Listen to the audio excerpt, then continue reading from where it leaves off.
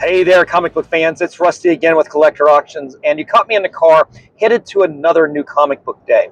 But if you guys watched my last video, you know that I had went to the Hershey Comic Book Con up in Pennsylvania, and afterwards I ended up down in West Virginia at my other house. And I'm spending the week down here in West Virginia, and here it comes Wednesday, and I don't have any comic book shops near me. So I thought about it and I said, hey, let's run over to Roanoke, Virginia and do a new comic book day from one of the largest comic book shops in Virginia, and that is Big Lick. And it's a really big, humongous store. They've got a lot of comic books, and I've spotlighted them. About a year ago, I was there and I spotlighted the store, but I haven't been back since because, quite honestly, on the way home from where I live in West Virginia back up to Maryland, it's not a direct route. I have to go out of the way just to go to the shop. So, but we got a Wednesday, and I'm not leaving till Thursday this time. So I'm going to run over to Roanoke, spend the day there, spend the day at Big Lick, and then I'm going to possibly go to another shop. We'll see how much time I have left, but we're definitely going to Big Lick for New Comic Book Day. I hope I can shoot some footage from in the store. They've been good about that in the past, and I know those guys have been fans of the channel in the past as well. So hopefully I'll catch up with them, and we'll do some footage. And once I get home, I'll show off everything I get. So stay tuned. Hopefully you'll enjoy some footage right here, and then I'll be right back.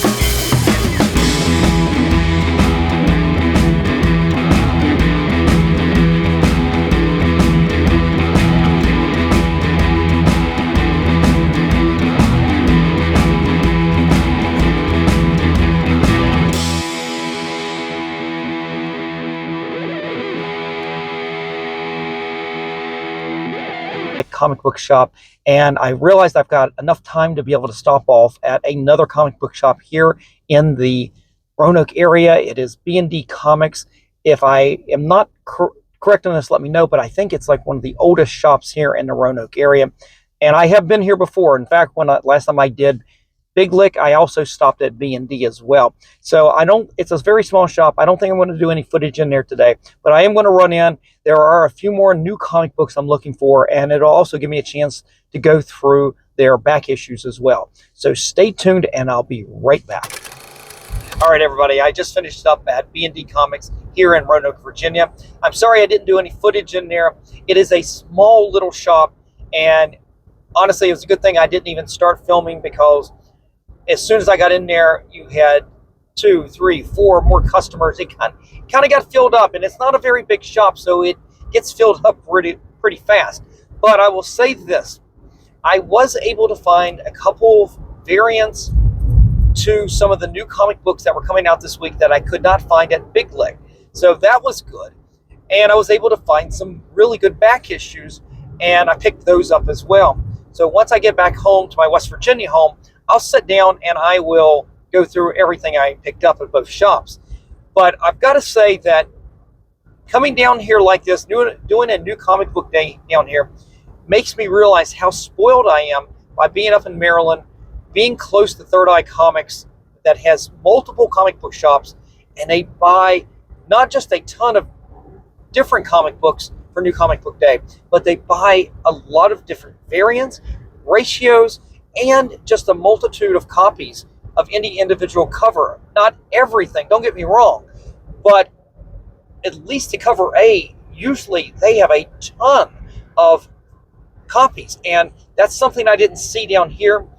I guess part of it is up in DC, up in Baltimore, Annapolis, you've got a much bigger fan base, you've got more people, you got more customers, and they can afford to buy that many copies.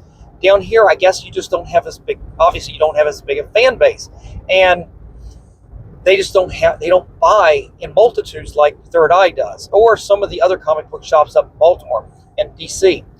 So I did miss a couple of things that were on my list. Now, hopefully when I get back in Maryland, I'll go by Third Eye and I'll pick those up. I'm not too worried about that, but it kind of realized, like I said, just a little how spoiled I really am by being close to Third Eye up there in Maryland. But anyway, guys, let me get home and I will show off everything I picked up today. So stay tuned and I'll be right back. Many unbearable hours later. All right, guys, I made it back to my house in West Virginia after a long trip over to Roanoke. Had a great time at both comic book shops, Big Lick Comics and B&D Comics. I picked up comics from both places. I did only shoot footage from inside of Big Lick, and what I'm going to do while we're talking about B&D is I'm going to pull some photos from Google and their website, and I'm going to put up here so you can see some shots from inside. Once I got in there, it's such a small little shop, and it ended up being a little crowded with people in there, and I don't like to get other people in the footage, especially when I'm trying to focus on the comics and everything. So I didn't shoot any footage from in there, but like I said, just enjoy some of the photos that I put up here as we keep talking. But let's get into the comics and what I picked up today. Now, this is a new comic book day, and we had some pretty good books that came out. And I had my list, and like normal, I was looking for mostly variant copies, variant covers, and a few books that were not on my radar 2 to 3 months ago when I was putting in that pre-order. Well, let's just start with what I picked up at Big Lick. I picked up this right here. This is Absolute Power #1, but it is the Jim Lee variant. Now, this is something I have pre-ordered the regular cover. It will be in my monthly shipment from M&M Comics, but not for the next month or so. This right here was the variant cover by Jim Lee, and I definitely wanted to pick that up right there. I also picked this up. This was not on my radar 2 months ago at all, but it is Spider-Man Reign. This is Spider-Man Reign #2, issue #1. And I always heard good things about the first run on this, so it's something I hadn't read, but I'd heard good things about it, and I kind of wanted to jump in on this new one right now. So I picked up the regular copy of that, regular cover. They did have a pretty cool Scotty Young cover, but I'm not really into every Scotty Young cover that comes out, but it still was a pretty cool looking cover. I also picked up a copy of the Spider-Man annual. This is annual number 1 for the current run on Spider-Man. And this is a variant cover right there. It has a really cool group shot of a lot of characters. And this is, I guess what they're doing with the Marvel annuals is they're doing something with the Infinity Watch, because all of the Infinity Gems are endowed into people now. They're not actually stones, they're within the people themselves. And I think that continues with this right here. It's got some Ron Lim artwork in here, I believe, and I'm not really, this right here, I thumbed through it and I'm not really digging it so far, but I did kind of like this cover right there. Now, the 2 next books were not on my radar 2 months ago when I was doing the pre-order, because I had dropped the majority of the X-Men books. And when I drop books, I don't have a tendency to go back and the next month and look at them and see what else is going on. I kind of drop them for a little bit until I hear some buzz about them. And I didn't really hear any buzz about this until just a few days before this new comic book day. But I picked up this. This is Wolverine Deep Cut, and I would imagine this is a limited series, but you've got Chris Claremont coming back and writing Wolverine right here. So we'll see how that is. I mean, a lot of times I love when Claremont comes back and writes some of these stories. It's not the same as having him on the regular title long term. Chris Claremont's strength is long term and the long play on a lot of storylines. Things that would take a long time to develop. That's where his strength really was on this. And I'm curious to see how this is right here. And then the last book I ended up picking up at Big Lick was this right here. It is Life of Wolverine. And this book was not on the radar at all. Again, I wasn't going to pick this up. At the time, I probably just looked over it and was like, I don't really need that. But when I was doing all the review for the books I wanted to pick up for this particular week of New Comic Book Days, I found out that Jim Zub wrote this. And I'm a pretty, I wouldn't say big fan, but I'm a fan of Jim Zub from his Conan the Barbarian run. And for that alone, I picked this book up right here. And this book right here, I did thumb through this, and the artwork in this, I'm honestly surprised that this is actually getting printed. My first impression of this is that you've got an independent self-published artist that they pulled for the interior art on this. What is his name? Ramon F. Box, I believe. I think that's how you say it. I don't know. But I was not impressed by the art in here. But I will look past the art and try to read this, as I said, because Jim Zub wrote this. But that was all the comic books I ended up picking up. Even though there were plenty of back issues at Big Lick, there was nothing that jumped out at me. I thumbed through. They didn't have any Invaders books that I wanted. But they did have some books. If you look at the very end there behind the counter, man, if I'd had the money, I might have jumped at it, but they had some copies of Giant Size X-Men sitting up there behind the counter, and they had some other cool things that were sitting there. But I pretty much passed on all of those for this trip, and I stuck with just the new comic books. But the thing that struck me, and I talked about this a little bit earlier in the video, is that they didn't have a lot of copies of particular back issues. And I'm getting spoiled, I guess, by going to Third Eye Comics, and I'm so used to them having, especially the main covers on all new comic books coming out, literally on that stand, on that new comic book wall. I mean, thick, inch deep stacks of comics, just of the regular cover, not to mention all the variants that they have as well.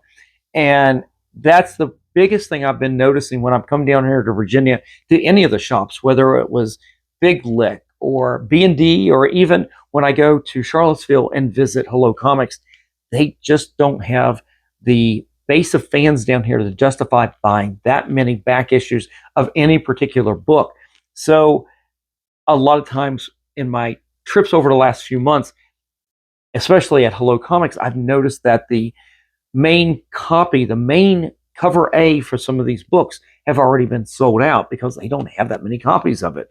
And that's what I noticed at Big Lick as well. Even though they had a really good selection, it was definitely limited in the number of copies that they had. That doesn't mean that they don't get the comics, and I'm sure that they've got a good subscriber base there that picks up these books as well.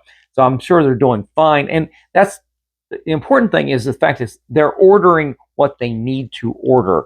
They're not over ordering and overspending. So that's a good thing, actually, for the stores themselves. So it sounds like I'm being critical only in the sense that I couldn't find additional copies of some comics, but that's okay. That's not the biggest deal in the world.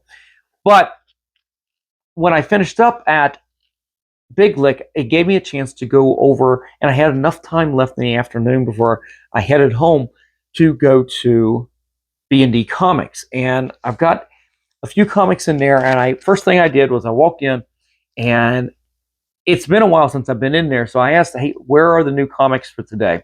So I went over, they directed me to the far wall, and I went over. And the other thing that I'm very spoiled about at Third Eye is that they have a dedicated new comic book wall for that day.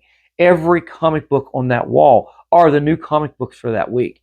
And after that week, and they get ready for the next week, all of those comics get transferred over to their other wall where they have the new comics really for the last, sometimes up to the last year. It is a giant wall, and you can find books sometimes as old as a year up there still for cover price.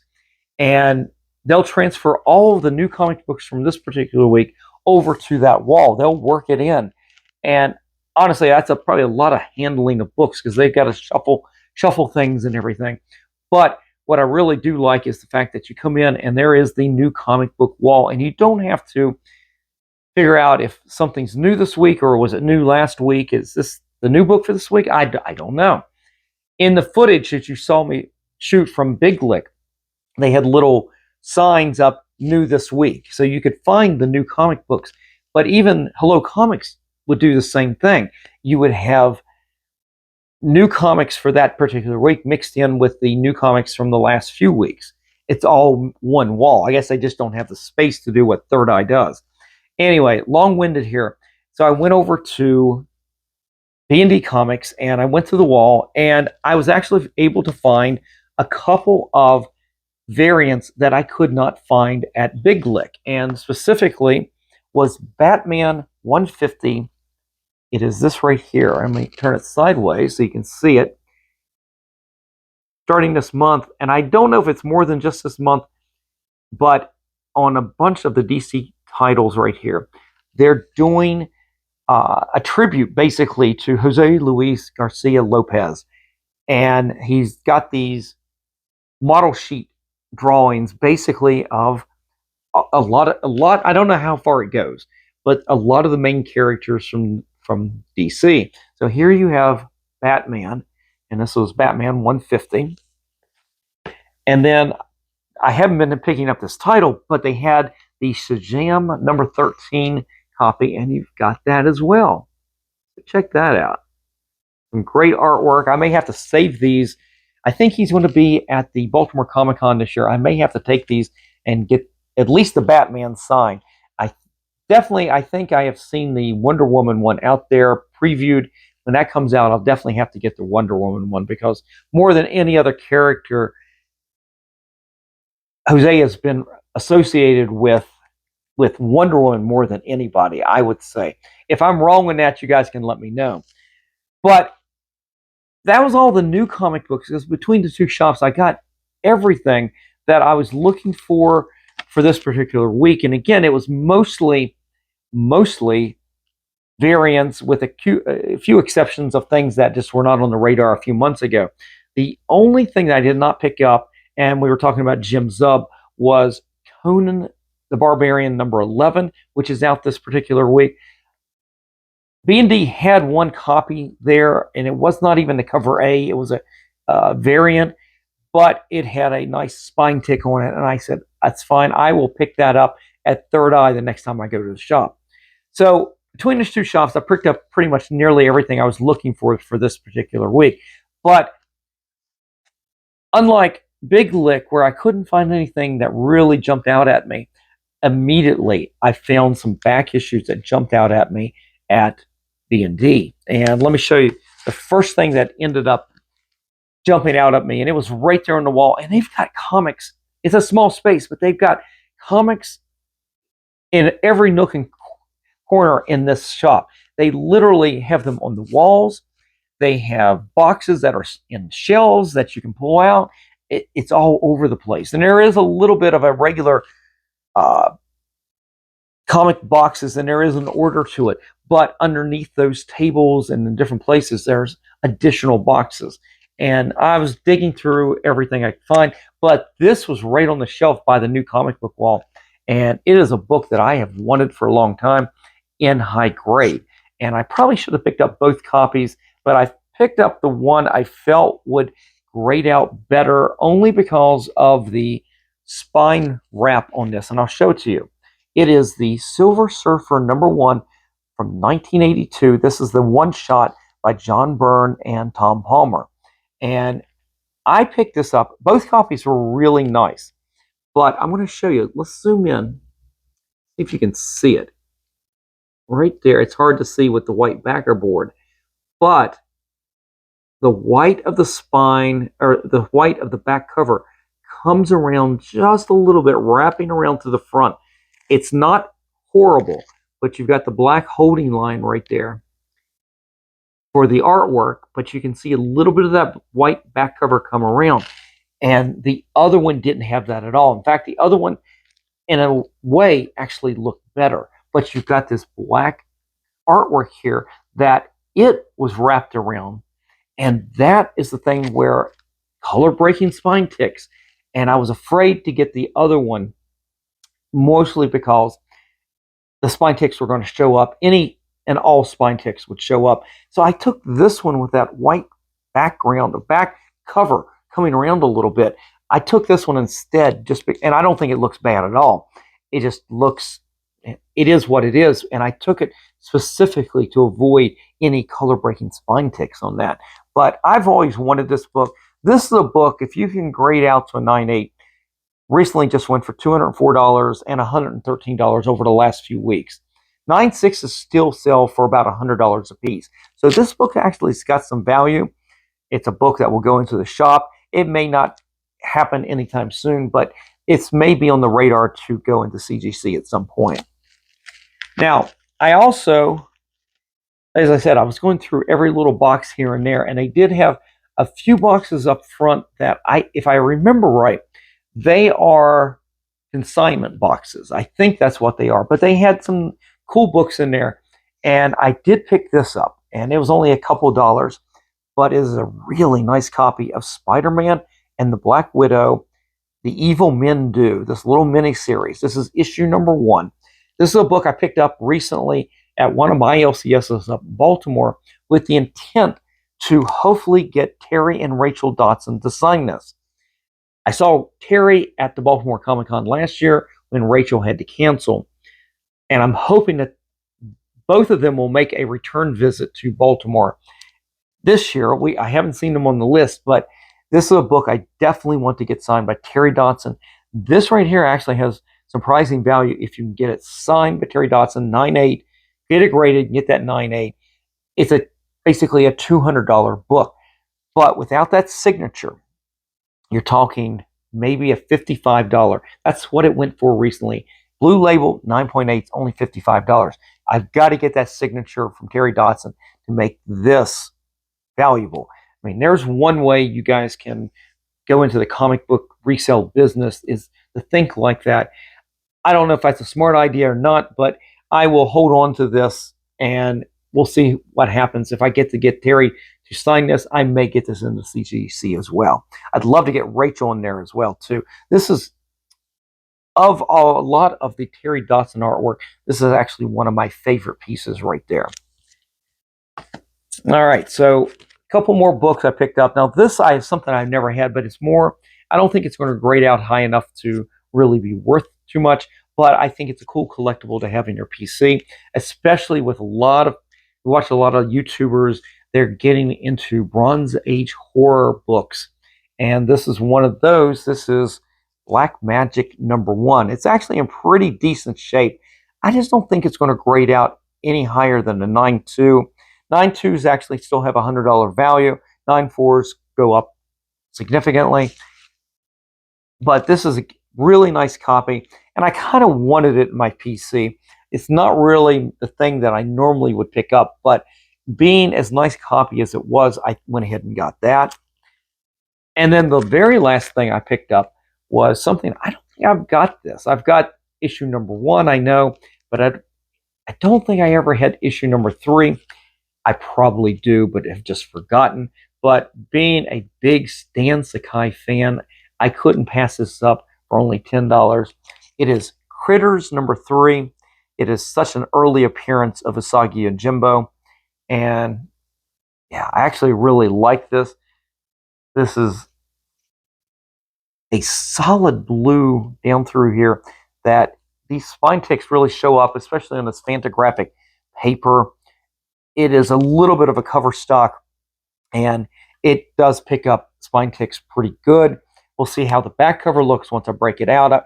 Even if I just have to hold this in my collection as a raw, I'm fine with that, collecting all of the Usagi Jimbo books I can. But if you want to get this graded, 9/8s have gone recently for, in literally the last month, for $160 and $141 respectively. Even a 9.6 went for $125. This book does have some value, and right now the front of it looks really good. So this is a book that I will hold on to. This is a book I probably, if I get to meet Stan Sakai again, I will probably get him to sign this. And yeah, that's a great book right there. But guys, that is it for today. That's everything I picked up from both comic book shops. So we got a comic book haul on top of New Comic Book Day here. Hope you enjoyed the video. Definitely leave me a comment in the comment section below. Let me know what you think about all the books I picked up. And if you enjoy this kind of content, definitely hit the like button, slap the subscribe, and click on that notification bell so you guys don't miss out on any of the content that I put out each and every week, Mondays and Fridays at 10 a.m. All right, guys, that is it. Thank you for joining me today. I will see you for the next episode. Just remember, every comic has a story.